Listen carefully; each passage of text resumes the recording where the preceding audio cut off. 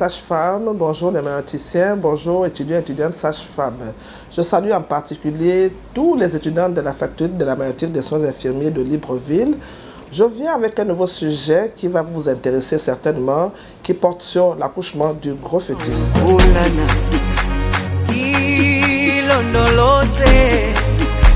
De 1, vous devez savoir que la manœuvre de Mark Rober est une manœuvre indiquée en cas de dystocie des épaules modérées. C'est-à-dire, l'épaule postérieure est dans l'excavation, vous voyez là, et l'épaule antérieure peut être retenue plus haut.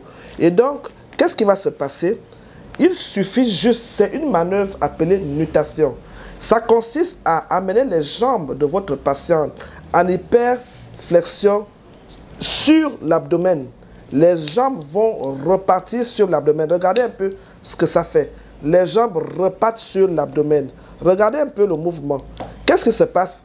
Quand ce mouvement se passe, il y a bascule de la symphyse pubienne vers le haut, refoulement du coccyx en arrière, ce qui consiste à écartement des ischions. Donc, agrandissement du diamètre bi-ischiatique, parce que là, c'est un cartilage, et également agrandissement du diamètre antéro-postérieur du détroit inférieur. Cette manœuvre à elle seule permet de réduire à 91% le risque de dystocie des épaules. Donc, la patiente est là, les jambes rabattues sur l'abdomen et le mouvement va consister à écarter le détroit inférieur et ce mouvement-là va céder par une pression exercée au niveau du sus pubien et cette pression-là a pour objectif d'amener l'épaule antérieure sous la symphyse pubienne. Vous ne faites pas très fort, vous faites juste doucement, l'épaule antérieure va se dégager et le reste de l'accouchement se suit sans difficulté. À 91%, cette manœuvre corrige le risque de dystocie des épaules modérées. Et ça, je peux vous dire, il y a une réduction de l'hyperlordose maternelle et ça permet à l'angle du détroit inférieur, même l'angle de l'ogive pubienne, d'être beaucoup plus élargi et la dystocie des épaules est vraiment, on arrive à dégager l'épaule et remédier à cette situation-là. Il peut y arriver également, après, si vous n'arrivez pas à faire le Mark Rober, vous voyez qu'il y a quelques difficultés, soit c'est la dame qui ne coopère pas. Vous avez également la possibilité de faire ce qu'on appelle le Wood inversé. Et je vous dis aussi que le Wood ne peut que s'utiliser que si les épaules sont dans l'excavation. Vous maintenez vos doigts comme dans ce sens-là et vous allez amener l'épaule. Vous faites la rotation du cou le plus simplement dans le sens des aiguilles d'une montre, de sorte à amener l'épaule antérieure vers le haut, double rotation, vous dégagez et vous revenez, vous dégagez et vous sortez le bébé. Et ça, c'est ce qu'on appelle la manœuvre de Wood inversée. Et c'est ce qu'on appelle la double rotation axiale. À elle seule également, elle peut permettre de remédier à cette dystocie des épaules modérées. Mais lorsque les complications les plus sévères arrivent, et là, vous allez vous servir de deux méthodes. Je vous ai expliqué qu'il y avait plusieurs, mais on n'utilise pas souvent toutes les méthodes. Voilà, l'épaule antérieure n'arrive pas à se dégager. J'avais une mémotechnique quand j'étais étudiante comme vous. Je faisais JP. Donc, JP veut dire quoi? P, c'est postérieur, J, c'est jacmire. Donc, je vais chercher l'épaule postérieure.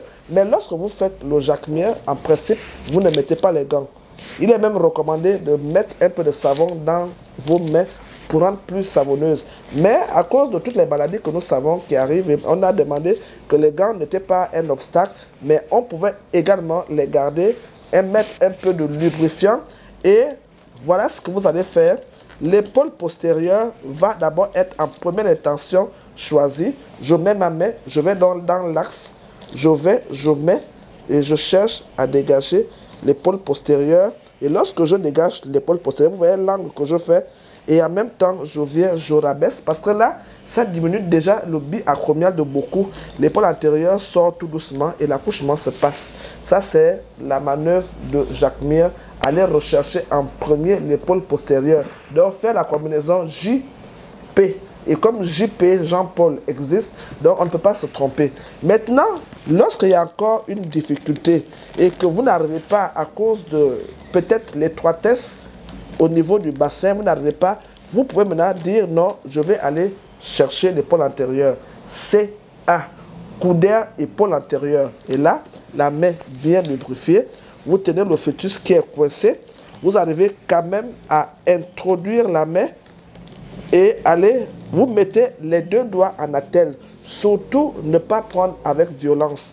Dès que vous arrivez à saisir la main, vous la retirez tout doucement, tout doucement, tout doucement, tout doucement. Vous la ramenez en attelle devant vous et vous arrivez maintenant à remonter.